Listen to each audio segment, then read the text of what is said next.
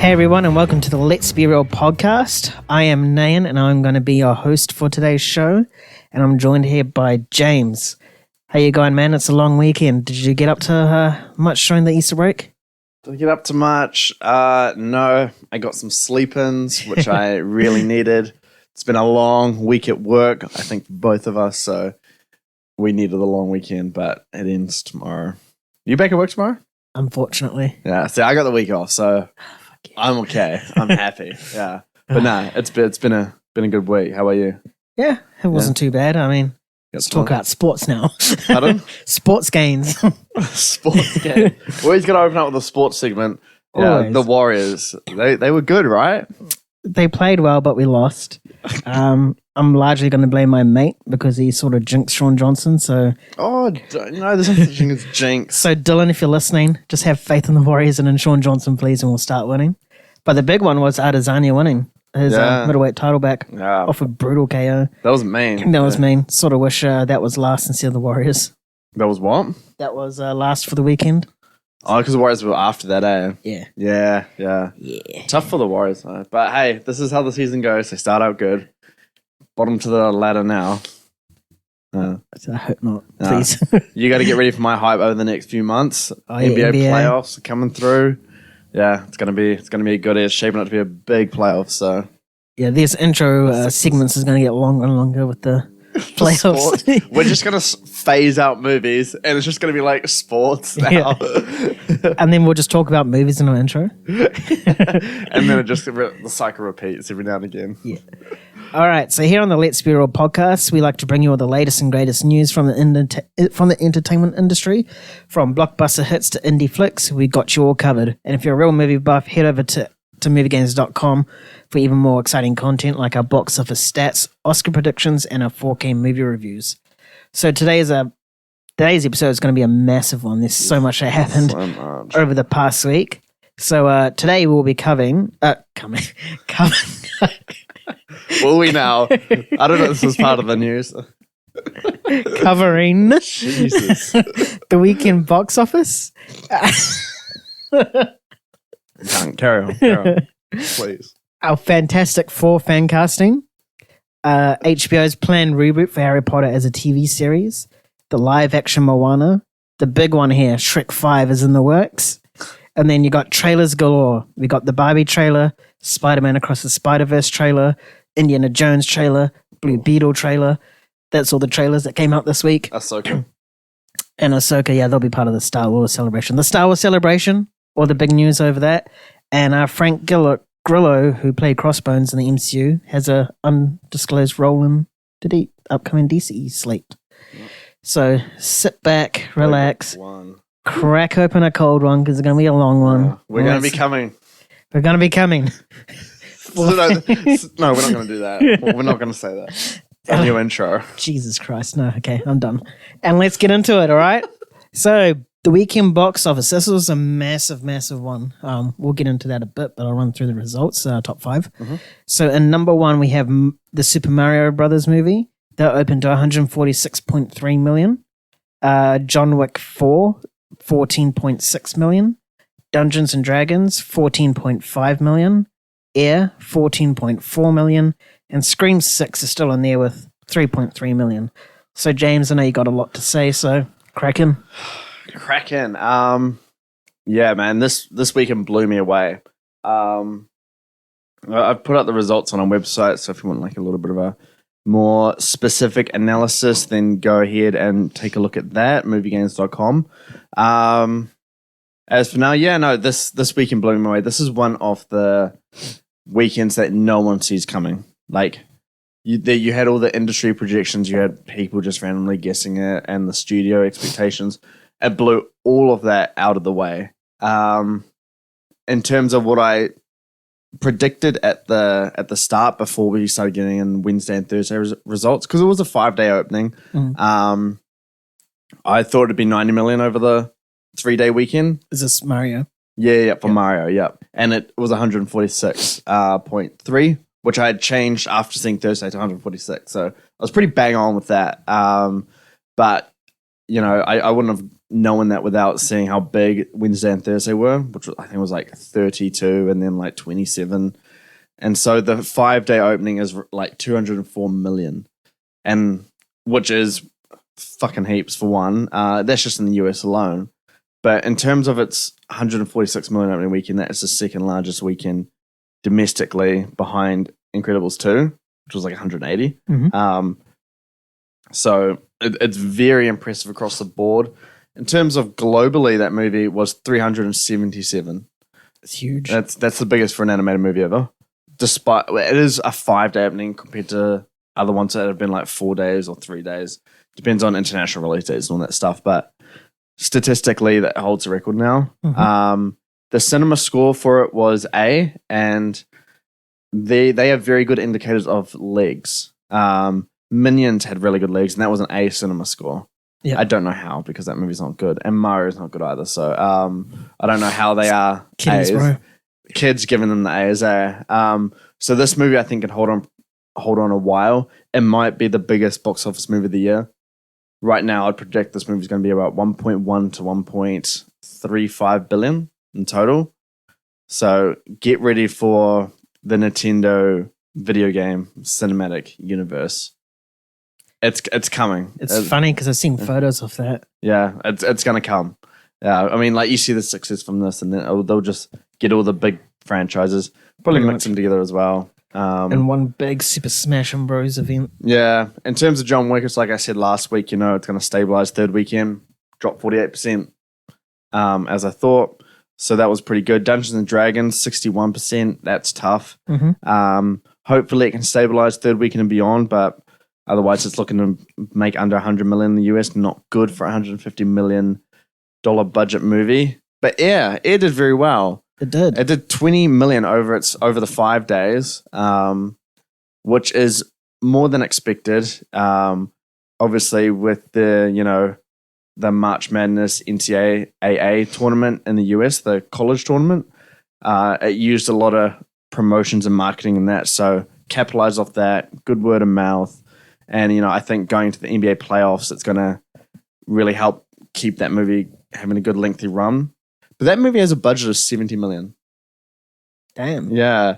But I did a bit of reading on it because it doesn't feel like that at all, does it? Like, no. Feels like a 15 to 20 million, Yeah. a small contained movie. I wonder why it's so much. It's because this movie was never intended to be released in theaters. So it was intended to be released on just Amazon Studios platform, Amazon Prime.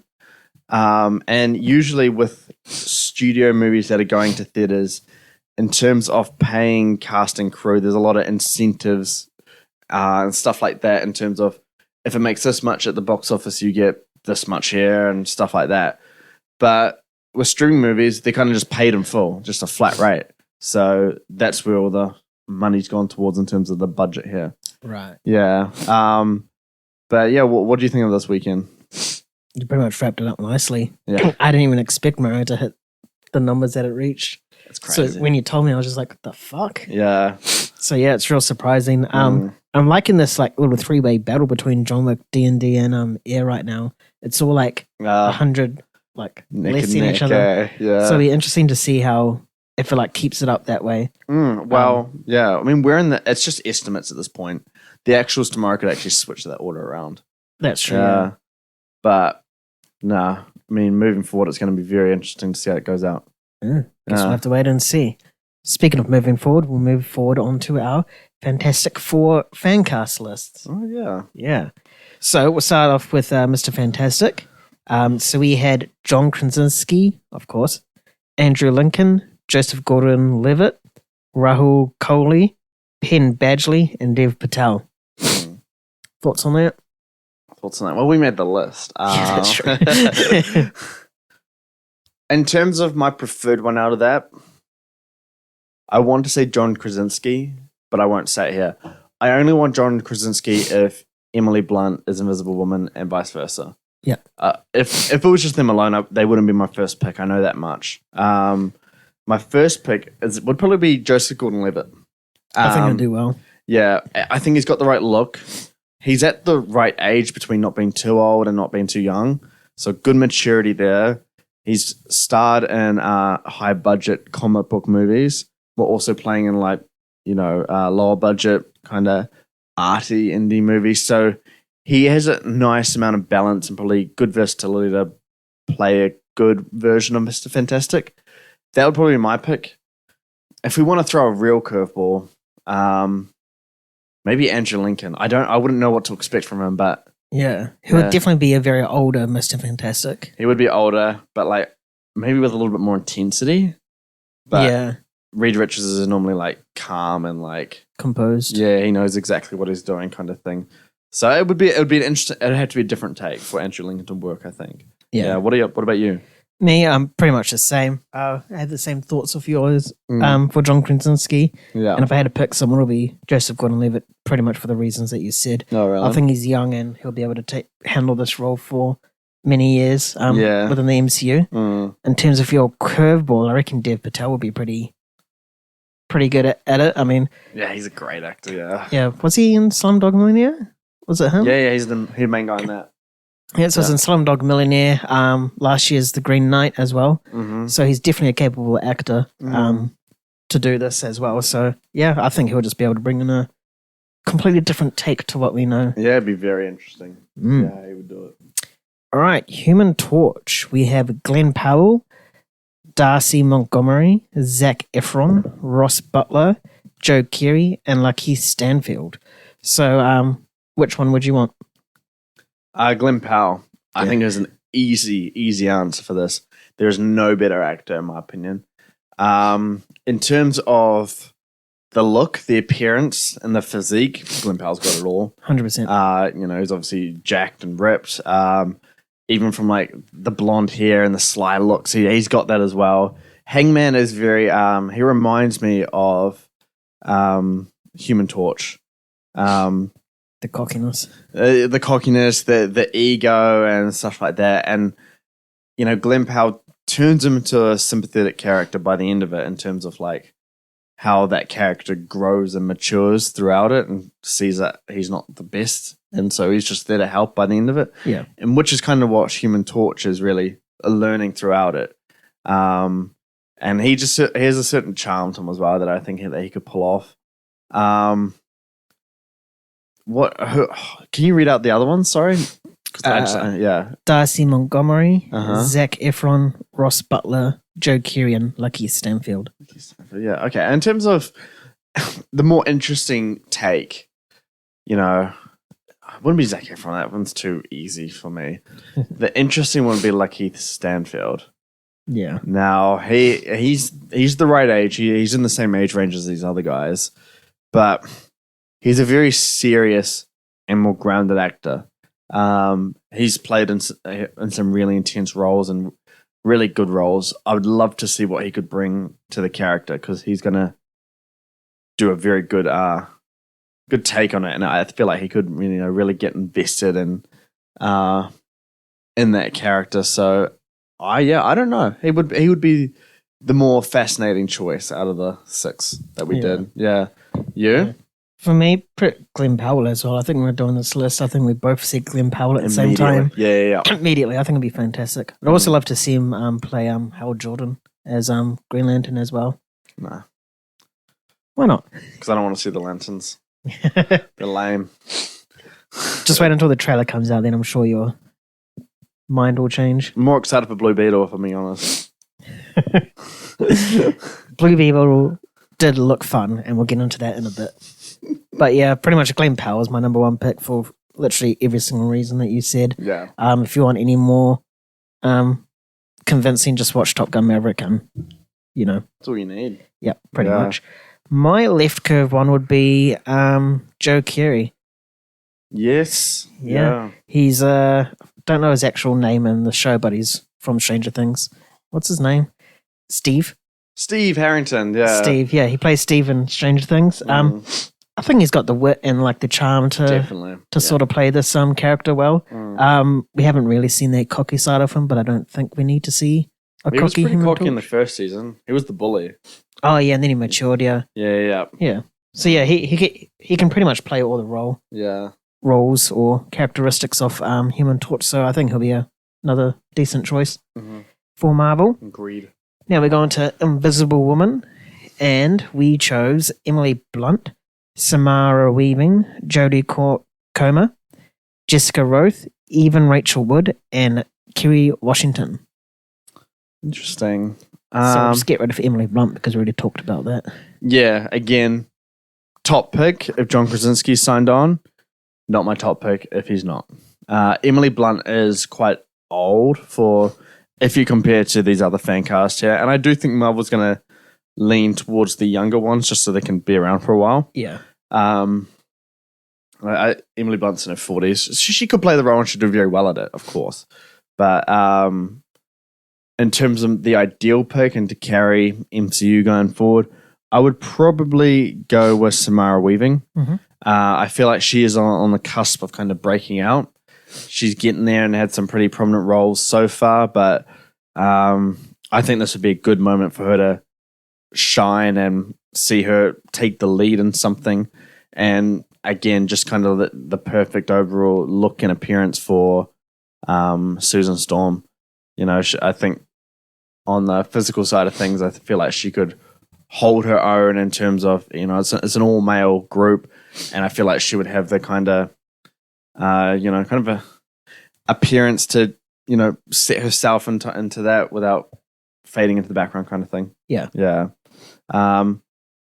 In terms of my dark horse is what I would call him. Oh, Jessica Roth. She was the one in Happy Death Day, and that's all I've seen her from. Yeah. She was great in that, but it's not the kind of role that aligns with the MCU formula. So it would be very interesting to see how she would take that kind of role. But I guess because her filmography is so small, she can easily adapt. Exactly, yeah. Like these other actresses, they have a decent filmography, so they're used to certain things. So that would be my left field one where it'd be very interesting to see how that would go down. Yeah. Yeah. For me, my preferred one is Jodie Comer. I think she's an up and coming actress, like you said, for Samara Weaving, but a little bit more established. Yeah. Her name's more well known now. Yeah. And I think she definitely looks apart for sure. I know it's a recent. As soon as we did this list, I've seen reports about how she's been asked to do it, and people are asking her, and she's just keeping tight-lipped. And I was like, "Oh, did we do that?" Oh, Marvel's asked her to play it. I think it's just fan casting, but she's definitely addressed rumors. Oh, right, from as well. Press and stuff asking her. Yeah, so I think she'll be great. She'll be able to handle the Sue Storm character so well, and the maturity and having to deal with 3 males. Yeah, no, press get it quite annoying with asking these people this kind of stuff. Yeah. Have you seen the Emily Blunt video? Yeah, I have. Yeah, she's like, "You're the third one to come in here and ask me this." Yeah. It's like, oh shit. Yeah. It's funny because if you're not the first interviewer, then you pretty much know that question's already going to be asked. The press they want that scoop for themselves so they can report it. Yeah. And they'll get so much attention for it. Yeah. That's true, yeah. My dark horse is actually your number one, Samara Weaving. Oh, interesting. Yeah. I think she'll be fantastic as Sue Storm as well. Pretty much reasons what you said. And she just definitely has that charm and ability about her to bring that on screen. Yeah, definitely. Well. And it'll definitely be the big breakout role that she needs as well. Yeah. To shoot into stardom. Mm-hmm. Now the last member and the best member is The Thing. What thing? The Thing. Oh, The Thing. The Thing. The Thing, all right. The Thing. And our choices were Alan Richardson, The Rock, Dwayne Johnson. Sorry. Alden, how do you say it? Enrich? Nope. The dude from I don't know. The dude from Solo. Yeah, young Han Solo. Oh god, this is gonna be another hard one. Christopher Hivju. Yeah. He plays Tormund on Game of Thrones. Yeah. Ginger guy. You'll know exactly what I'm talking about. Liev Schreiber and Jason Segel. As in the dude from How I Met Your Mother, Marshall. Forgetting Sarah Marshall. He was in that as well. He was. This one's a hard thing. Is the thing? It's so hard to incorporate that into a sentence. The Thing, the character, is a very hard one to fan cast for because it's not a human character. It's just a rock beast. Pretty much, yeah. Yeah, and selecting The Rock to play a rock would be funny. It's the meme is right there, you know. Yeah, but then the Thing would be the leader of the Avengers because The Rock would make it. So That's true. What did he say? The landscape of DC, the landscape of MCU is about to change. and it's him. Oh no, so he wouldn't be any of my choices. I would go with Jason Segel. In terms of motion capture, which I hope that will be done by that.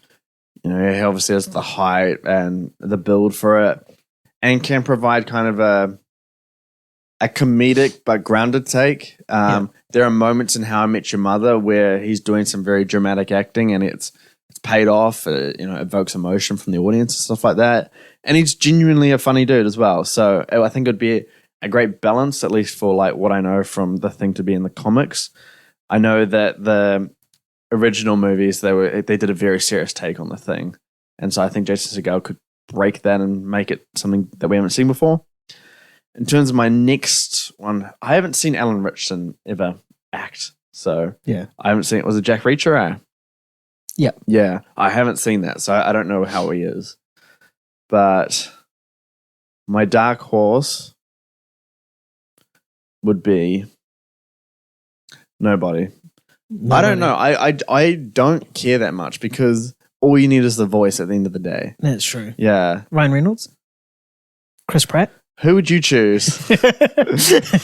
Please. I would like to see Christopher Hivju, Game of Thrones guy, be part of it. I think his voice is he'll be able to bring a unique sort of voice to the Thing. Yeah. And we've definitely seen him in like a big what's the word I'm looking for? Intimidating, hulking sort of role. Hulking, yeah. Yeah, in Game of Thrones. And Cocaine Bear was pretty funny as well. Cocaine Bear? Yeah. Is he in Cocaine Bear? Yeah. He was that camper with his girlfriend that got attacked by the bear at the very start. Oh, that like wacky hippie dude. Yeah. No way that's him. Yeah, that's him. That's him. That's him. Oh, I don't know. Nah. Yeah, that's him. Oh shit! No way. That's funny. I didn't know that. It's funny because that Alden guy's in it as well. Yes. Yeah. Dark horse then. Would be Alden. Oh really? Yeah, I think he's I think Solo hurt his career a little bit. Yeah. And he's definitely a talented actor. I mean, he was okay in Solo and he was pretty good in Cocaine Bear as well, but he's just needing that role to separate himself from Solo. Yeah, he needs to get out of it. So I think this is a perfect role for him. He'll be in a well-established cinematic universe as well. Yeah. So everyone will just automatically forget that he was Han Solo and just be like, oh yeah, he's a Thing. Yeah. So I think Alden is definitely He'd be interesting for sure, I reckon, yeah. Yeah. So that is our fan cast. Now we go on to the best one. Is HBO's planned reboot for Harry Potter as a TV series. Did I say this is the best one? So this news broke out early in the week, and HBO is planning on making it 7 seasons. Each season is its own book, and yes, it is based on the classic Harry Potter books. New cast, new everything, new score, new landscapes. Starting from fresh and pretty much rebooting or redoing as a TV series. Yeah. James, over to you, my man. Well, first of all, I will clarify that this is not confirmed yet. It's in talks and they're close to a deal. So I have a slight glimmer of hope that they're like, oh, wait, maybe this isn't a good idea and we should do something else. No. But, all signs point towards this happening and I don't know why. I'll get the good part out of the way. The good part is that they can, with 7 seasons, they can do at least, so they should do 12 episodes per one. They can explore much more than the movies did. Yeah. Say they're an hour-long episode, that's 12 hours per book. But that shouldn't be the case because 1, 2, and 3 are very small books, and then 4 to 7 are massive books. Hell yeah! Especially 5. 5's huge. The biggest one. Yeah, it is. So I don't know why it's 1 season per book. The first one could be half a season, if I'm being honest. But yeah, I would like to see more of the book explored and kind of just have more of a copy and paste from the book to Screen. Yeah. So that's the good. The bad is everything else. Look, just nothing about this can work. I told you at the start of the week before we saw Mario, like there are some things that cannot be touched when it comes to films or franchises. Exactly. And this Harry Potter is one of them. It's when it's done so well that you can't even begin to imagine what a new version would look like. Yeah. Yeah, like imagine if they redid the original Star Wars movies, 4, 5, and 6. You just can't do that. No. Like, there's no way to do that. It's like, imagine redoing the first Avengers. You just can't do it because it's been topped. It doesn't get better than that. So this blows my mind. Like, new Harry Potter, like a new Hermione Granger, new Ron Weasley. You can't top those actors or those characters. There's no room for improvement there. Like even Back to the Future, you could not do that either. No. Yeah. Lord of the Rings can't do that. You can't do that. Yeah, it blows my mind. Think about the score, for example. Untouchable. Are you gonna change that? For one, you can't change that because that is Harry Potter. That theme, and if we played it right now, would instantly know exactly what it's from. Even if you played 1 second, everyone wouldn't. Yeah. Are you just going to put it back in? Because then if you do that, then it's just like you're not really committing to a reboot. It's kind of just like the same. And then you can't change like a Hogwarts because they fucking perfected that in the movies. Yeah. Like the production design in those movies are just insane. Like there's no room for improvement with the Harry Potter series. But there is lots of room in the universe that they could have taken the story to. Yeah. I think you said like Tom Riddle's ascent into Voldemort. You could have. Why don't follow like James and Lily Potter with growing up and stuff like that? Yeah. With Sirius Black there and Snape and stuff like that. There's just so many angles that they could do, but no, we have to go back to the original story. Like, would you have liked to see? I know Cursed Child's a thing, but would you like to see a sequel, like pretty much like a Force Awakens sort of? Yes, I've always said this for so long now. I need a drink because this is making me mad. The drink is by Odd Company. Don't drink to solve your problems. Don't drink to feel better unless you're talking about Harry Potter reboots or the Warriors losing. No. You don't need a drink for that. That's not a big deal. That's just the normal. Cunt. No, yeah, I've always talked about they should hold off for another 5 years at least, and then do a Harry Potter 9. Essentially, don't make it the Cursed Child. Make it something new. Bring in J.K. as like to assist, and then have the original writer from the person who wrote 7 out of 8 of the last Harry Potter movies. Not the same director. I don't want David Yates in there again. But that movie, if you were to do that.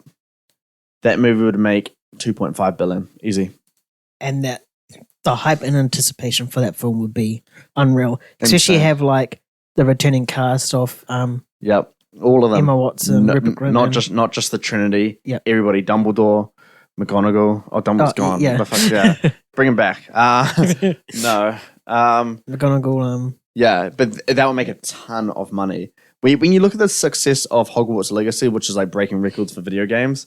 It's like the Harry Potter universe is still very alive and very, very popular. But you got to make good content. It's got to be good. Because when they make shit content, they get Fantastic Beasts box office. And yeah. I don't know, man. I don't want this. But I will watch it. I will try and give it a chance. But this makes me sad, angry, and not angry, actually. Just kind of sad. I don't want to. Pardon? Annoyed, yeah. Harry Potter's like my favorite, like childhood kind of franchise growing up. I saw from the third one onwards, like the first day of release, I saw them all.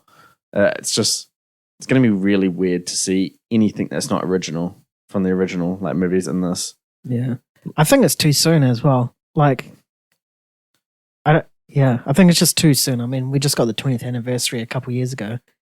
Yeah. and now they're deciding to redo it all. I might not watch it if it's all American. Because that's not Harry Potter. No offense to Americans, but you can't have everything. No, they can't. Yeah. The only thing America's done better than the UK or the British is The Office. That's true. That's the only thing that they've redone that's better. That's true. But maybe I'm wrong, but yeah. But no, you're not. What are your thoughts on this? Because you're not such a big Harry Potter fan like me. Yeah. But I know you like the original series and Fantastic Beasts. No, I don't like Fantastic Beasts. I thought you said the first one's like top 700 in your all-time movies. I don't. Shut up, idiot. Fucking hell. You have to think about it. All right, guys, this is going to be my final podcast ever because I am now resigning from movie games. He's going to go watch Fantastic Beasts after this. Oh, hell yeah. Back to back to back. Best franchise. Stop.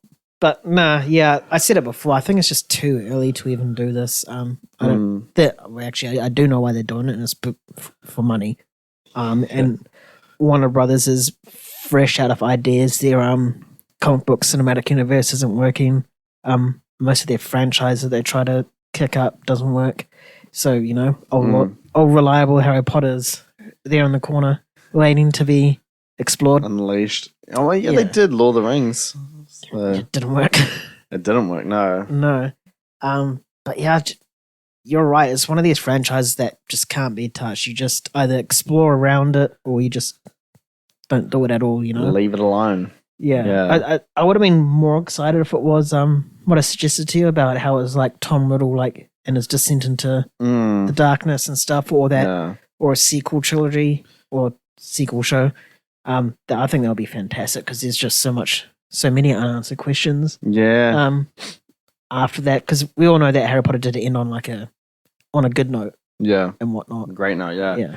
But it's just like that world in terms of the first movie to the 8th movie. It's just so iconic that they can't change. Yeah, like they can't change the look of Hogwarts. They can't change the theme. They can't change the the icons and like the crest and the logo for Slytherin and Gryffindor. Like it's just if you change all of that stuff, it's going to be really weird for everyone. But if you don't change it, then it's like going to be criticized for not being its own thing and original. Exactly. There's no winning with this. Yeah, it's a dumb project, and there were so many ideas in the Harry Potter Wizarding World, as I like to say. Yeah. And I'm pretty sure J.K. Rowling said that it will never be rebooted without her permission. She's a part of this. She is a part of it. She's a part of the creative process, but she won't be a showrunner or writer. Yeah, which is good because she's not a good screenwriter. It's just all Fantastic Beast. Yeah. Yeah. And I'm pretty sure Emma Watson said that she doesn't want it as well. Doesn't want it. Return. No, as in she doesn't want this. It's a dumb idea. Has she been asked? Oh shit. Yeah, it's a stupid idea. Like it's like you said, they're just doing it for money. For money. Yeah. Man, pissing me off. Speaking about franchises milking things for money, now we're going on to the live action reboot, the live action remake of Moana. And no, this one's worse. And if you think we're getting new characters or new actors, nope, you're wrong. The Rock is going to be part of it, and the girl who played Moana is going to be part of it. Everyone's reprising their roles in this one. So, James, kick us off again. Just fuck this. This is the most fucking. Oh, I don't even have the words. I can't articulate it because this one actually riles me up. Like, first Moana was 2016. 2016? Yeah, it was 2016. Obviously, The Rock's a part of this because he's a fucking has to have everything. And he's a fake Mr. Nice Guy. This is the most bullshit, cheap, easy fucking idea in the world. It's so petty and it's so Disney to do this. Yeah. Yeah. Like, you don't even let the movie obtain its own legacy beyond its release. So it's far too rushed. The first movie's good, and then you're not even changing the actors. Like, what the fuck's the difference? You're just doing it live action, and it's just going to be like not even 10 years after the original. Like, this is dumb. Like, there is no other words to explain it. It's like I don't know what's fucking Elemental's coming out this year. Let's imagine if that gets fucking live action version of it. that would actually be dumb. It's just fucking. At least make it a sequel or do something else. Just I don't want to see the exact same story with the same actors. One's animated and one's live action. Yeah. Yeah. If I'm not here on this podcast, I'm not going to go see it. I will probably avoid it. I'll wait for it to a night where I have nothing else to do with my life. Yeah. And that won't ever be ever. I'll always have something better to do than watch this. They kind of really changed the story up as well. Because I know, like, with most of their live action stuff that they're doing at the moment, they sort of deviate away from the story. But yeah, like you said, the Moana hasn't established its it hasn't established its legacy long enough for them to do that. Nor is it good enough. Yeah, it hasn't gotten a sequel for a reason. Frozen got a sequel instantly because it was good. Yeah, Zootopia's earned a sequel because it was good.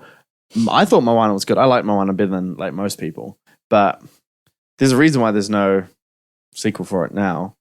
It's just not really the fan base out there for it. The only reason why I feel like this even exists or why I got approved in the first place is probably because The Rock went in there and be like, hey, do I have a pitch for you guys? Puts on a smile, puts his thumbs up. It's like, Moana 2, but I star in it, like live action. Yeah. I mean, he failed in Fast and Furious. He failed in DC, so he's looking for some the success, live action universe. Some success in a franchise somewhere, I guess.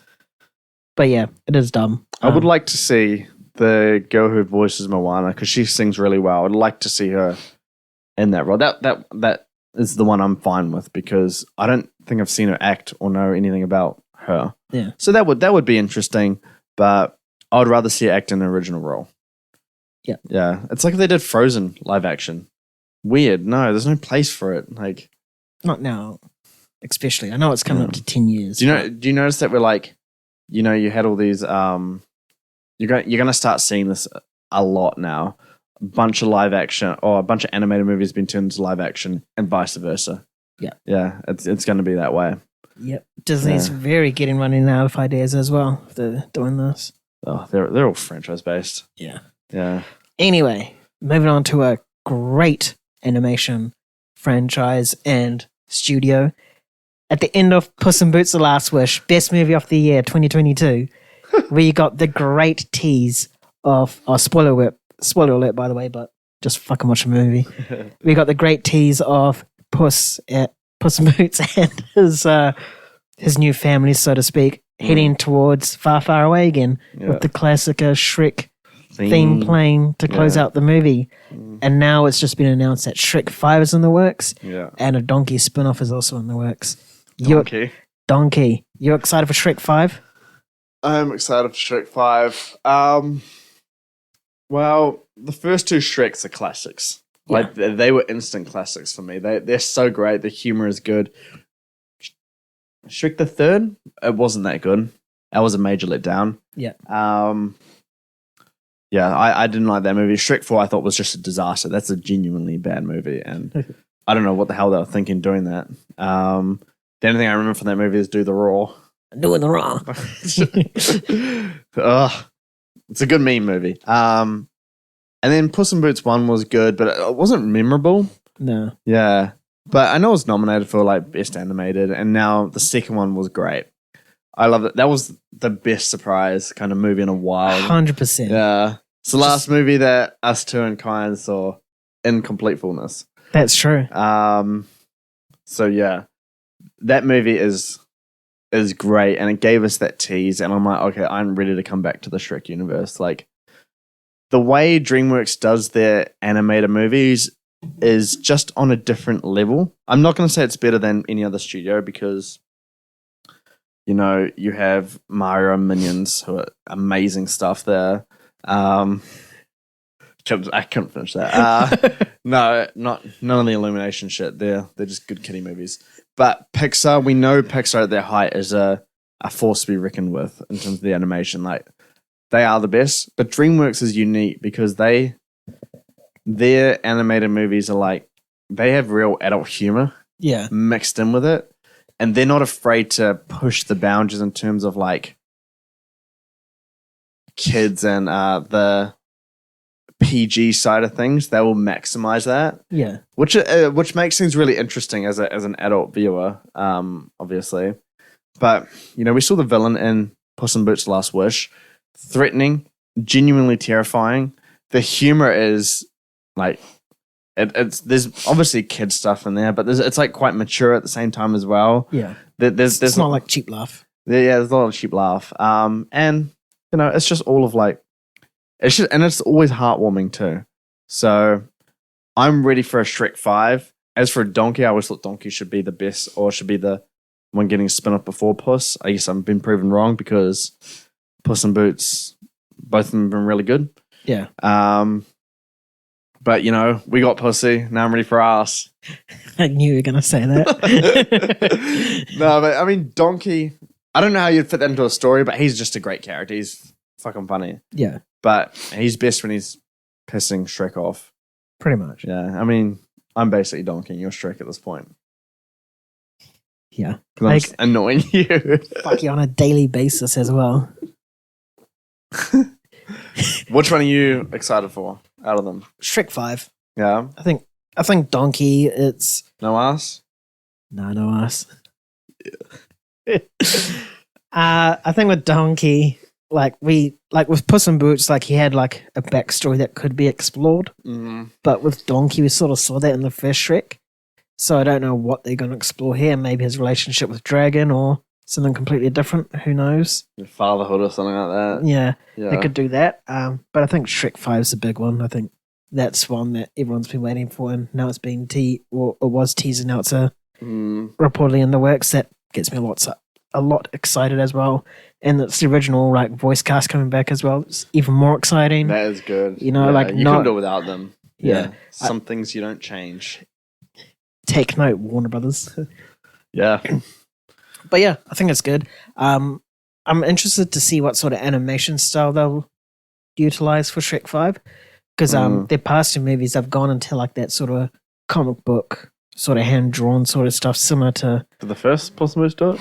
No, not the first one. I'm talking about the bad guys in The Last Wish. Oh, the bad guys. Yeah, so DreamWorks is changing their animation style, so I wonder if they're going to incorporate Shrek into that, similar to what they did to Puss in Boots. You know how Puss in Boots was it's similar sort of animation style that we got from Shrek. I wonder if they'll do that with Shrek and then everyone else be that sort of cartoony sort of hand-drawn. I feel like you shouldn't change that. Yeah. Yeah. But we'll see. I mean, I'll be happy with either, if it's the original animation or the new one. The only thing I'm worried about is we've seen Shrek at the highest and at the lowest. The second one and the fourth one. Or you can say the first one is the highest. Yeah. Whatever's your preference. But I'm worried if they do Shrek 5 and it's genuinely awful again. It is. I'm mixed on it, but I am very excited to see it. I'm hoping that his kids are teenagers and it's him trying to deal with annoying teenagers and then having an annoying friend. No, I was young. Huh? Da. All right, moving on. We're talking about trailers now. So the first one I'll talk about will be Blue Beetle. Yeah. Yeah. What are your thoughts? Thoughts on the trailer? Real campy. Campy. Yeah, just real. It looks like it was meant to be on HBO Max. Yeah. I don't know if it was originally meant to be on HBO Max, but the visual effects are really bad. It kind of looks like that TV movie. Not bad looking in terms of the story and how it's panned out and stuff like that, but it doesn't look like it's going to be anything special. It looks like they're part of the dying DC EU, which I guess is a good thing. But it looks like it could just be fun for its runtime, and I think at the stage that the DC universe is in, that's all it needs to be. Just give the audience just a fun time at the cinema, and yeah, I think it's just going to be fun. It does remind me of other superhero movies quite a bit in terms of the concept. Oh, the scarab, the beetle chose you, or whatever it is. Yeah, and then they work together and stuff like that. It's, I think I just know where this movie's going. Yeah. Pretty what much. about you? Yeah. I'm pretty much on the same thing. I think it's going to be a fun sort of film. But no one really cares anymore because it's not part of any universe. Yeah. And unless James Gunn says otherwise, this is part of the old regime, not the new one. Doesn't need to be a part of any universe for me to like care about a movie, but it's just it just doesn't give me a reason to care about it at all. Yeah. Watching that trailer did give me like first Shazam vibes a little, in terms of like that chaoticness of, oh my God, I've got these powers, what do I do? And sort of thing. And it's like kind of like a young kid. Yeah. Yeah. So if it can capture that first Shazam in terms of tone and stuff, then I thought it'll be a fun watch. It's even like Spider-Man in a way. Just like this teenager getting these kind of abilities and learning how to balance it with their life and stuff like that. Yeah. And it's kind of like, it really needs to kind of evoke the emotions that you associate with superheroes. And that's kind of, they are an icon of like, you look to them for like strength and inspiration in a sense. And a lot of kids do that with superheroes, so it really needs to tap into that and have the main character go through that kind of experience, which is why everyone connects so closely with Spider-Man. Yeah. But I don't have faith that it'll do. It won't go that. It won't go to that length. No, I don't think so either. But hey, we'll wait and see. Pretty sure it comes out this year, eh? Yeah, in August. Yeah, August. Comes Well, out soon. Find out in a couple months' time. Next one, which also comes in a couple months' time, is Indiana Jones 5 and the Dial of Destiny. That trailer dropped at the recent Star Wars celebration, but we're keeping Indiana Jones out of Star Wars because Star Wars there's a lot to unpack on that. We'll get to it later. But we watched the trailer just recently before we recorded the podcast. What's your thoughts on Indy 5? Well, I didn't know it was a part of the Star Wars universe. That's the first thing. No, didn't the trailer come out during the Star Wars celebration? It did, but why? Oh, yeah. They had the whole panel there as well. And I'm like, this is... Maybe Lucasfilms? Yeah, it would be Lucasfilms, but it's not in the Jones celebration. So, that's true. Yeah, I thought it was dumb. But it was funny. As for the trailer itself, it looks like classic indie. And I am saying that with not too much memory of it. I have seen them, but it's been a while since I've seen them, and I've had no reason to go back to them. I think I last saw them around the time of The Last Crusade, which was the what was the one? 2008? Yeah. Kingdom of the Crystal Skull. Crystal Skull, yeah. It's not The Last Crusade, I don't know what I'm talking about. Kingdom of the Crystal Skull. I think I saw them around there, but it does feel like classic indie. It feels like Indiana Jones and stuff like that. Yeah. But it's going to be good. I have a lot of faith in James Mangold as a director. I think he is kind of like the perfect guy to bring franchise and filmmaking together. Just because he's a real filmmaker that mixes himself with franchise and stuff like that. Obviously, Logan is the prime example for that. But yeah, I think Ford vs Ferrari is good as well. So he's got a really good. Did he direct that? Yeah. Oh shit, I did not know that. No, he's got a good movies in his filmography. So I have faith that he'll pull it off, and the trailer looks to be a representation of that. What about you? Yeah, I think it's good. I think you're right. It definitely captures the old indie sort of vibes for it. It doesn't look very Kingdom of the Crystal Skull sort of esque.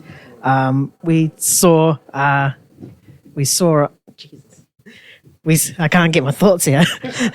We saw that they're gonna bring in like what's the word for it? The when they do younger de-aging. That's what I was looking for. They're gonna de-age Harrison Ford, and it does look pretty decent. It looks like very Harrison Ford from the first two films. So that's a plus for this film. All right, sorry, I just had an issue with my mic, so I was more focused on that than while I was actually trying to speak. So I tried to buffer my way through that. Any last minute thoughts about the trailer though? No, I think you covered it pretty. Are you excited for it? Are you a big indie fan? I don't know this. No, I'm not a big indie fan. I've seen them. I'm like you. I've seen them, but I don't remember them. Yeah. I'll definitely rewatch them before. Watching Indie 5. But yeah. I'll go see it. I mean, it's an iconic franchise, and Well, of course we'll see it. yeah, Yeah. For the premiere for it.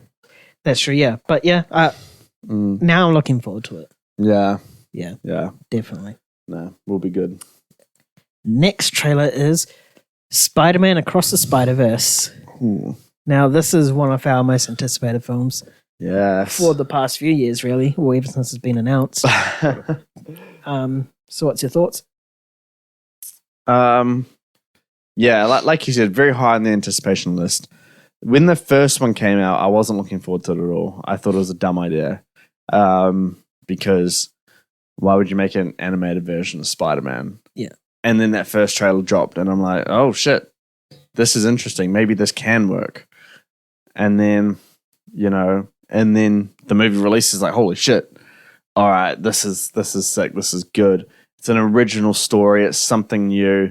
They've changed animation styles, and a lot of movies have like jumped on this kind of bandwagon. So Definitely revolutionize animation. Mm-hmm. Yeah. So I thought, on all accounts, that movie was just fantastic and justifies it being quite high on my anticipation list.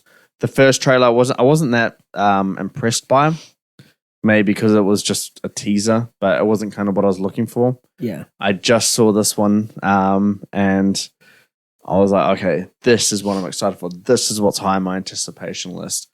The concept, I think, is the right direction for is your mic okay? Yeah, it's fine. Keep rearranging it. Hopefully it holds up. Yes. But no, I think the concept and the story that it's deciding to go down, it feels very natural to what we got in the first movie. Obviously the animation is just as brilliant, probably going to be better because they're going through like different universes and stuff like that. So you'll probably get like a different mixture of things, which is really exciting. Unless they do a multiverse of madness. Go through so many in like 5 seconds. Yeah. And then the traffic light greens means stop, and then red means go. Woohoo! So creative. But yes, the characters, obviously, they're coming back to classic Peter Parker and Miles Morales and Gwen Stacy. I think that's going to be really good. Having the iconic song from the first one being in this trailer kind of brought back that excitement and stuff like that. What's up, Danger? Yeah. So I'm really excited. I know the directors have this on tight control, and I have faith in knowing that they know what they're doing. Yeah, if that makes sense.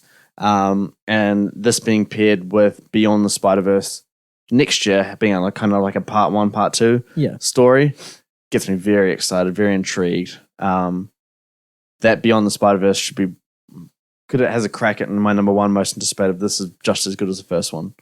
Yeah. Definitely looking forward to this one after watching that trailer as well. We got a bit more insight into the story, and it seems like as if we're going to get another film where Miles Morales is torn between his family and the bigger picture, so it's going to be interesting to see how he deals with that and how he overcomes it, or if something bad were to happen, how he overcomes whatever bad has happened. I think Oscar Isaac is the villain, or he looks like as if he's the villain. Yeah, Spider-Man 2099. Yeah. It seems like as if Oscar Isaac is not going to be one of those villains that we can get behind. Like, he's speaking sense, and like he's like sort of like a Killmonger. He's a good villain, and like his motives is just justifiable and not wrong. It was just his methods. I feel that's probably what we're going to get from here as well. It's probably because he started that colony from what we got in terms of the trailer. Yeah. So he seems like the kind of villain that has a purpose and has like he means well, and we're going to be able to understand both sides of like Miles and Oscar Isaac's character. Yeah. Definitely looking forward to it. June 2nd or June 1st here. Yeah, we're only isn't June 3rd or something? I have no idea. It's like in between our birthdays, and there's like 3 days between our birthdays. Yeah. So it's like great timing for us. Hopefully the screening's on my birthday. That'd be mean. That would be cool. Then the movie turns out to be shit. It's like, I don't think it'll be shit. Nah, it's going to be good. The movie's going to be great. Yeah. Speaking of a great movie, what's this leading into? The Barbie trailer. Another one that's on now. We haven't seen the Barbie movie. How do you know it's a good movie? It's going to be good. Number one most anticipated. Let's go. I have to back it. I made this statement on my number one, so I have to back it with full force now. So we got that during the week as well. Mm-hmm. We got a little bit more insight into somewhat the story or what we can expect from this film by Greta Gerwig. What are your thoughts after watching that? It's still quite vague though, eh? It is, yeah. It feels like teaser trailer too. It doesn't feel like it. I still don't feel like we're going a trailer for this yet. Nah, it's just more exploring the Barbie universe and the different kins. I don't think I need more because I'm still like, what is this going to be? Where is it going? Because it feels like we saw like the first bits of like the first half an hour of it. Yeah. Yeah. It just feels like there's a larger picture. We've seen set photos and I know they go to the real world and stuff like that. It's clearly shown, but we don't see any of that in this trailer. Yeah. That's what gets me excited about it. I hope the marketing kind of keeps up with that and doesn't show us anything from it because it looks so like bright and colorful and visually very interesting. It looks very musically. Yeah, it does. Yeah. I mean, this doesn't bode well for you. I know you don't like musicals. But it looks like just like a ton of fun right now, and I got nothing but good things to say about that. And then I obviously want it to be quite grounded in what it's saying. If it's just going to be like a fun, funny, happy Barbie movie, then that's cool. That's like a thing I could watch once and be like, oh, that was fun. That was it. For a movie on this level, written by Greta Gerwig and her partner Noah Baumbach, who directed and wrote Marriage Story, a really grounded, serious movie. And Greta Gerwig's known for serious movies as well, such as Lady Bird and Little Woman. I expect something to go a little bit deeper than what the trailer is showing us here. Yeah. Which just looks happy and joyful, which is nothing wrong with that.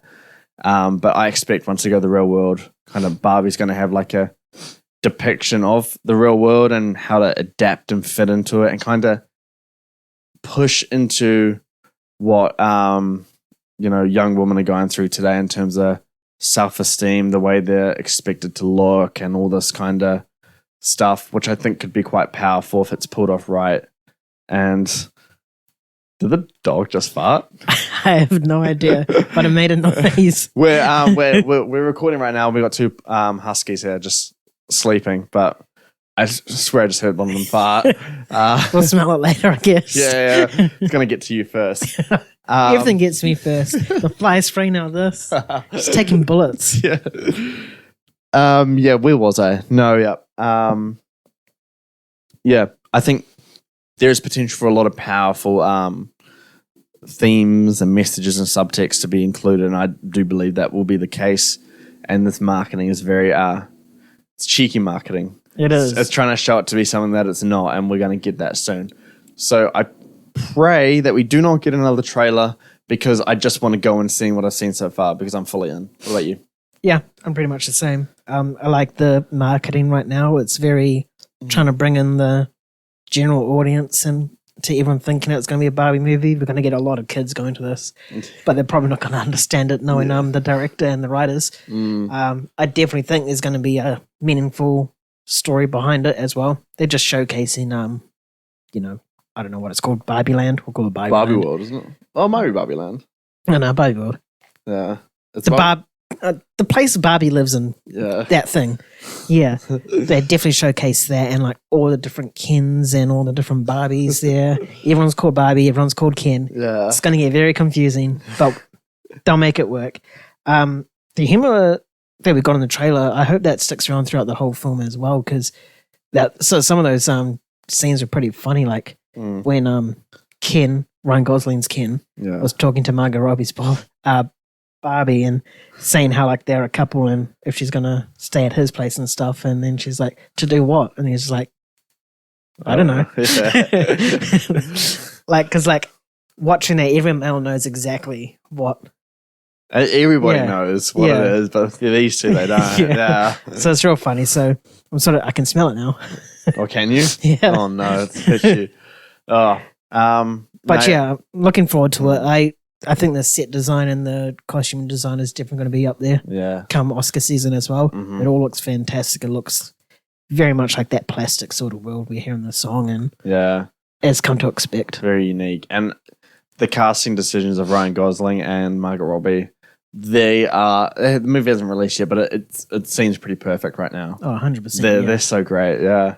Yeah. We'll come July when it takes on Oppenheimer. Oh, that's going to be a great battle. All right. That is all our trailer news done for today. No. I said trailer news. Trailer news? Oh, yeah, we have one more trailer. So, fuck. You thought you had me. I thought I had it. Yeah. Sorry, try to pull one fast over you. Anyway, we'll move on to the next topic. And the next one is Frank Grillo, who played Crossbones in Captain America, the Winter Soldier and Civil War. He said that he's done with the MCU and he has a role in the upcoming DC Universe, James Gunn's one. But he hasn't told us what his role is yet. So my question really here is not, are you excited by this news or whatever. It's just more, what role do you want to see him? Or what character would you like to see him play? Hitman Bodyguard 2. What? You know how you see all those like credits and it's like Hitman Bodyguard 1, Hitman Bodyguard 2, and it's I don't want Frank Grillo as a character in the DCU. No, because his time in the MCU is a nothing. It was a nothing role in my opinion. He's masked up. He was basically just a Winter Soldier. But his character is huge in the comics. Well, oh yeah, it is. Yeah, and it was kind of brushed to the side on this. I was really looking forward to it. We got nothing from it, so I don't need him in anything in this. I was obviously joking before, but there's obviously easy ones that you could point towards here, like Deathstroke or something like that. I feel like you were going to say Deathstroke. I was going to say Deathstroke. Yeah. No. He just kind of looks like that character, but I don't need that, and I kind of don't want that. I would much and I do want Deathstroke a lot in the new DCU because just kind of the fights and choreography and martial arts you could pull with Batman would just be sick, I reckon. 100%. I thought the look of Deathstroke we got in the DCEU, that brief look, was amazing. Like, I wanted to see that, but sadly we're not going to get that. But I don't think his role will be prominent. I don't think it'll be a lead role in any movie. I think he'll just kind of have some, like, I don't know how I would put it. Just, he'll never be a lead, but he may always be like a secondary character, kind of like a Winter Soldier. Yeah. Kind of, like a Bucky Barnes kind of guy, just second to some guy, and then kind of popping up in shows or movies here and there. Yeah. But I didn't like him in the MCU that much because it just didn't get the screen time and didn't really do anything with the character that was interesting. And I don't really know him from much anywhere else. He's always just that hot-head action guy. Yeah. Yeah. That's part of like the Force. Yeah. So I only really wanted to play kind of action-heavy roles, not anything with dramatic acting. Yeah. Yeah. What about you? What do you think about this? Yeah, I'm pretty much the same as you. It doesn't excite me or whatever because I don't know anything else but besides those two Captain America films. In terms of who I want him to play or who I'd like to see him play, first one that came to my mind was Deathstroke. I couldn't really think of any like characters similar to what he was in the MCU in DC, and I like spent ages trying to think, and I was like, nah, all I can think of is just Deathstroke. Really, Weasel. No, Weasel is a perfect character already. Let's just never recast him ever. I love Weasel. We all love Weasel. Yeah. But yeah, I think he has I think he can play the intimidating role of Deathstroke pretty well. I don't know how tall he is. He seemed pretty short in Captain America, so I think that might be a little disadvantage for him because Deathstroke is a pretty tall guy. Yeah, I mean, if Deathstroke is going to go against any Batman, I hope it is the Batman from Matt Reeves' world. Yeah. Not the Brave and the Bold movie that's coming out. Yeah, just because we kind of saw what the Batman would go for in terms of its action, real grounded, close combat, martial arts driven kind of fighting. Yeah. And that's where I think Deathstroke would really thrive. 100%. Not really superhero-y kind of action. Like BVS, that warehouse scene where he's kind of flying all over the place and almost his superhero human strength. Yeah. Which it's a great scene, don't get me wrong, but I would rather have Deathstroke be in the more grounded sense. Yeah. Yeah, that's just my taste for that. Yeah. But did you hear recently about James Gunn's comics when someone asked him about merging Marvel and DC having a crossover. Oh, yeah, he said that it's been discussed. Yeah. I think back in his day at Marvel was discussed. I would like that. I've always said Marvel vs. DC is pretty much a $2 billion franchise right there. Oh, I don't know. I think the MCU will be able to bring it up, but DC just needs to work on their franchise to put it onto that level. And then when they do come together, I think that's guaranteed $2 billion. I mean, you're having two huge comic industries coming. I would here. disagree with that. Why is that? Because one, it's because it's two good heroes come together, or like two sets of good guys fighting coming together, Marvel vs. DC. Yeah. And we always said Batman vs Superman, instant $1 billion movie. Yeah. Did it make $1 billion? No. It's because it was shit. Yeah, and I don't think the Marvel vs DC could work, because if you're saying Marvel vs DC, then they have to fight. You can't have that it be called that and have them not fight. I just don't think it could work unless you have like a group of like 3 from each universe go together. You couldn't have the whole universes come together. Yeah, that's couldn't work in a film format. I don't think it's just too big.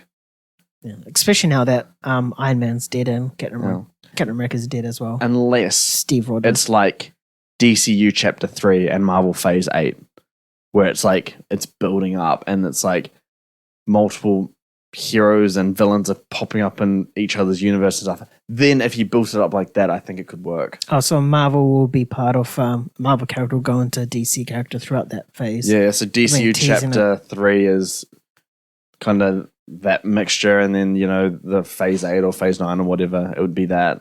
Oh, yeah. Yeah. I don't think it could work for one movie. I think you'd have to build it up like that to...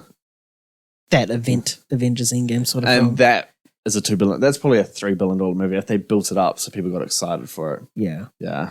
Definitely. Oh, we can dream. One can dream. That was a mean tangent, though. when DC sorts their shit out. Yep. They're getting there. All right. Now we got the big news with a lot of subtopics is Star Wars Celebration.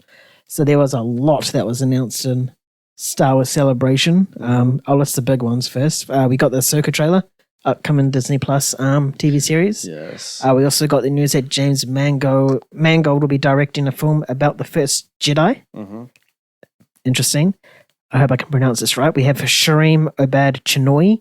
Star Wars film is about establishing a new Jedi Order, which is set 15 years after Rise of Skywalker. Mm-hmm. And the big thing here is that Daisy Ridley is returning as Rey to be part of this film or series, whatever. Yeah. And then the next one is Dave Filoni is going to make a cinematic event to pretty much tie up and finish off the Disney Plus series such as Ahsoka and The Mandalorian as well. Yeah. It's been called the Mandoverse. The Mandoverse. Yeah. The Mandoverse. Yeah. So we'll tackle it one by one. Ahsoka trailer. What do you think of that? I really liked it. I've been dying for a Star Wars series that's Jedi focused. Anything kind of with lightsabers. Like, we had Obi-Wan Kenobi and missed the mark. Big time, yeah. We had a good scene at the end of it, which was cool. But yeah, it missed the mark here. And that's probably because it had like a ton of expectations on it, and it just couldn't meet it because of what had been built up. And it's like two of the key central figures of Star Wars, you know, Obi-Wan and Anakin, Darth Vader. Yeah. But Ahsoka is something brand new in terms of live action. And I know she's been in Mandalorian and stuff like that, but you can still write something completely new here and have a new character. And it doesn't have to be based on Clone Wars and stuff, even though great reception, all that kind of stuff. Yeah. There's just a chance of something fresh to do with focusing on a Jedi. And it looks to do that. The production design, the visuals look great. I forgot who plays Ahsoka, but Rosario Dawson. I think that's how you pronounce her name. yeah, She was in Daredevil. she looks good. Yeah. So I think it's just gonna be a blast, and I think from the sense of what I got from these announcements and what we have seen from Andor, I haven't seen Andor, but I've heard great stuff from it. think Star Wars is starting to get back on track. They're getting a little bit more focused. They know what they want to do. They have a plan now. Yeah, I think we're going to start getting some good stuff, and I think Ahsoka will be a part of that. What about you? What do you think? Yeah, I thought it looked fantastic. I'm genuinely excited for it. If we were to do our top TV show list, that'd be pretty high up there. Yeah. Oh, sorry, I need to It comes in August as well. Oh, so, that's real close. Yeah. It's soon. Yeah. Yeah. Like I'm excited to see a Jedi based sort of TV series rather than like your bounty hunters or nothing characters that's already died in film. Yeah. So yeah. Oh, man, I keep forgetting what I want to say. I would have liked to see Anakin Skywalker be in it, but I don't think that would work because Anakin has like such a strong relationship with Ahsoka during Clone Wars. Oh yeah, but then you'd have to go into like before Revenge of the Sith territory. Yeah, and I think Ahsoka aligns with the Mandalorian timeline. Which is in between. I think the sequel and the it's like 3.5. Yeah, pretty much. So I'm looking forward to it. Rosa Dawson is a fantastic actress, and she in her one episode in The Mandalorian season 2, everyone just fell in love with her as this character. So no doubt everyone's going to fall in love with her throughout the show. Definitely. Sure. Yeah. Right, the next one is James Mangold. He will be directing the film about the very first Jedi. Yeah. And it's been compared to like what did you say? A biblical event? Biblical epic is what they described it as. Yeah. Yeah. I know we love James Mangold here. What are your thoughts? Oh, I'm hyped. I'm excited. I'm excited for a Star Wars movie. I said it. Oh shit! I threw the franchise away. I was done with it. Crack open the champagne, boys and girls and everyone. We're celebrating. No. Okay, it's not the fact that the premise is interesting. I want to see the first Jedi and how that came to be. That's very fascinating. I want to know how that can come about. It's the fact that this story has attracted James Mangold. Yeah. He's a real filmmaker. He's not your kind of do it for money. Do it for money or do it by the studios. Like they just give him stuff and he just goes away and does it. He's like, no, I want this to be real. I want it to be practical. I want it to be shot like this. His cinematography is always good. Look at what he did for Logan. He did the Wolverine, but he also did Logan. Yeah. And then since Logan, he did Ford vs. Ferrari. And those are both very good movies. I think both of them made our top 32 of the decade for last decade. Yeah. They did. Yeah. So he's a proven filmmaker. We'll see what he does with Indiana Jones because that's like a franchise-based one as well. But he's talked briefly about in the Star Wars Celebration event about just filmmaking and what he's going to do here. So the premise is good. The concept is great. James Mangold is great. I'm excited. I want to see what they do with it. If it's just like focusing on one character and just becoming the first Jedi, I would love to see it with like a really high caliber, like A-lister. A-lister? Yeah. Like a Christian Bale or something. Yeah. Like just completely separate from the main storyline. Just focus on one Jedi. Something very interesting. You could do something like that. It would be very cool. Yeah. I really love the concept for this, like the first Jedi. I mean, the sort of content that we were getting from Star Wars previously was all set within that Skywalker saga sort of stuff. It didn't really branch out into anything else, even though there's like a lot of stories, but this is literally the first story. How it all began. If this didn't happen, then we wouldn't have Skywalkers and shit like that. So really loving this concept, and it's James Mangold as well, so we know it's going to be a pretty good movie. I think it will expand the, Jedi lore quite heavily as well, because they always talk about like Jedi and the Force is like kind of like a religion. Yeah. And it's been described as a biblical epic here. So to explore the kind of religion side of it, I think will be the most fascinating part. And you're going to get like a more introspective look at how Jedis perceive the Force and how they do things and how it's passed on as well. Yeah, and just kind of like what it means to be a Jedi. I hope that's kind of the question asked. Yeah. Yeah, because we get a glimpse of what they have to sacrifice and how much they have to devote themselves. But this is going to like, it's the first one. So yeah, I'm looking forward to it, man. And just seeing like that character deal with these dealing with the Force and like trying to teach people about it and whatnot, passing on the knowledge. Mm-hmm. There's a lot to do here, and I definitely know James Mangold can nail it. Yeah, full faith. Right, the next big one is the Star Wars film about establishing a new Jedi Order, which is set 15 years after Rise of Skywalker. So it's still set within that Skywalker universe, you know. And Daisy Ridley is coming back to reprise her role as Rey to help establish this. What are your thoughts on that one? It's a cheeky way to not call it Star Wars 10. Yeah. I'll say that much. Like, it basically is Star Wars 10. Yeah. You're taking the main character from the sequel trilogy and making a new movie. So, like, and it's not too far, like, afterwards. 15 years. In terms of the Star Wars timeline, it's quite a short timeline. Yeah. 15 years is quite short. 15. But no, I like this because I don't know the writer-director. I have no comparisons to say whether they'll make a good movie or not. And I know Daisy Ridley is a talented actress, and she did do well as Rey. The story did not lie in her, or like the weak points of the sequel trilogy wasn't her fault. Yeah, I think she just played a role well. What they did her quite dirty at the end. 100%. In the Rise of Skywalker, so it will be a good, if this is the last one, to be a good send off for her and actually saying goodbye to that character a little bit better and kind of redeeming that character. And I really hope they can set it off in a good path. But as far as movies connect to the Skywalker universe, this is the right choice, I think.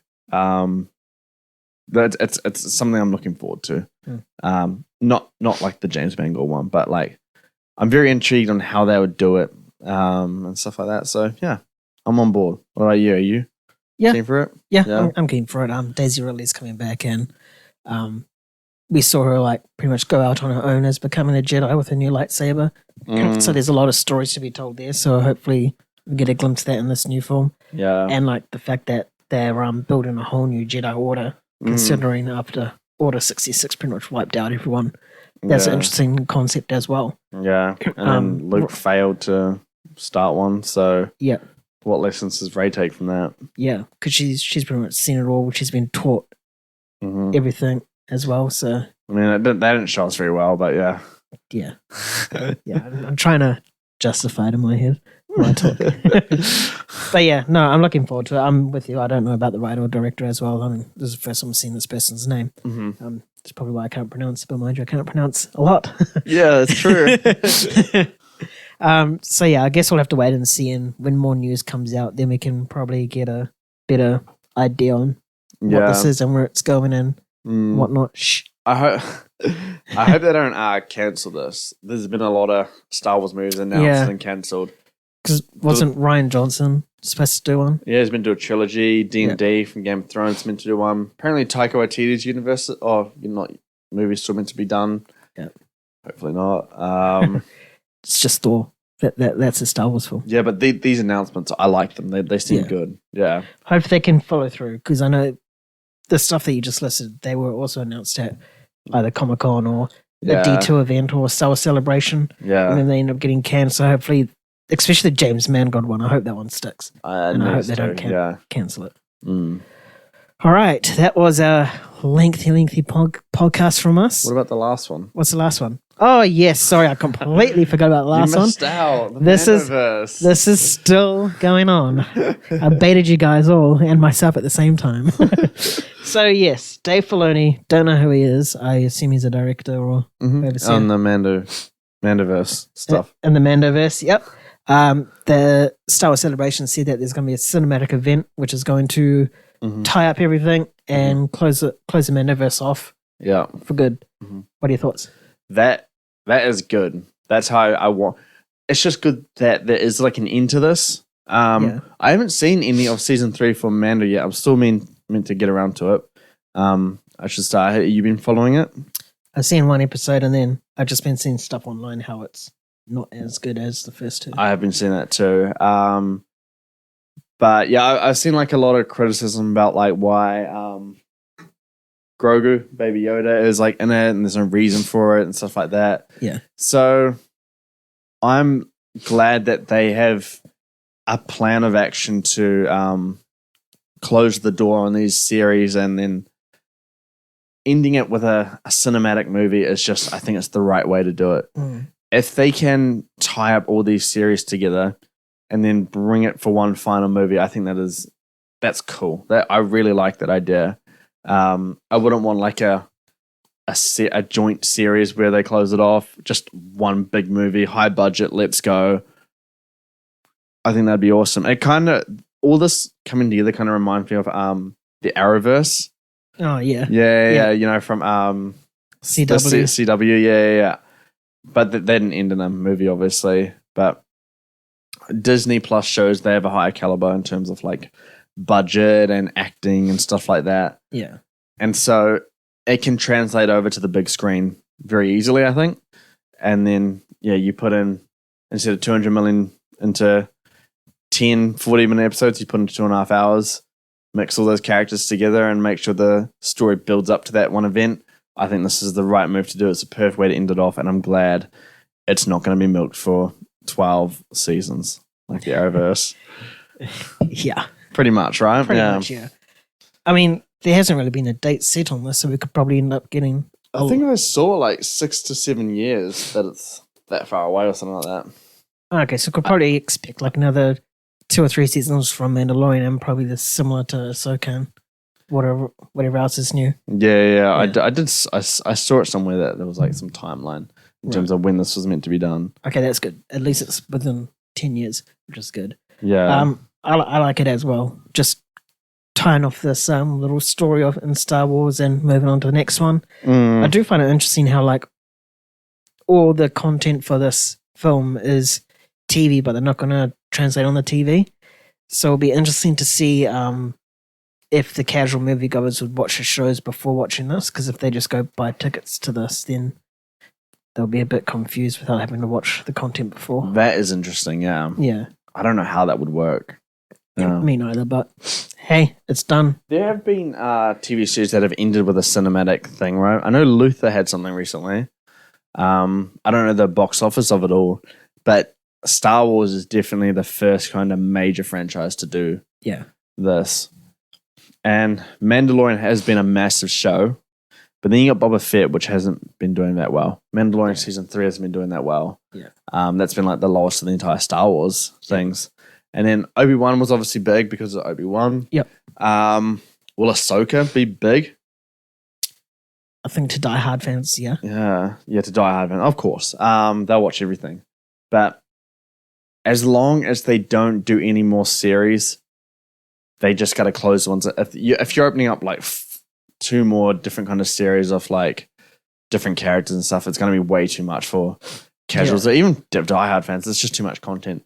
Yeah. Just Ahsoka and everything else, just bring that together. And just have their stories align into this one film event. Yeah, exactly, yeah. But there'll be people that haven't seen everything and go see this anyway.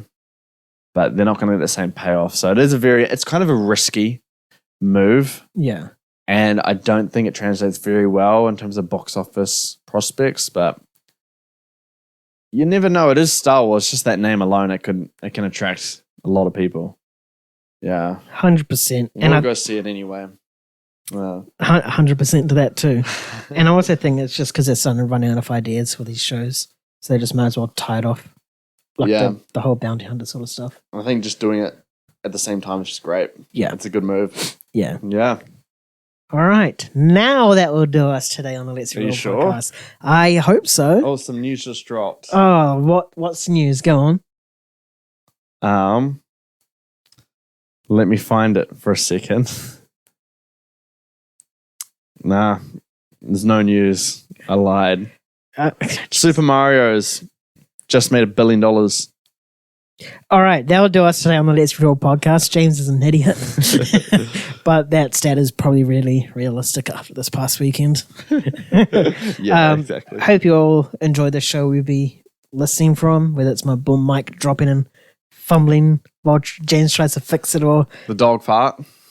Yeah. There's always something happens. If it's not a fly, it's a spider. If it's not a spider, then it's fucking dogs. So it's like some insect or animal Yeah. coming in here. Fucking hell. Anyway, if you have any burning questions about this episode or just want to say hi, hit us up on social media. You can find us on Instagram, Twitter, Facebook, TikTok, and Pinterest.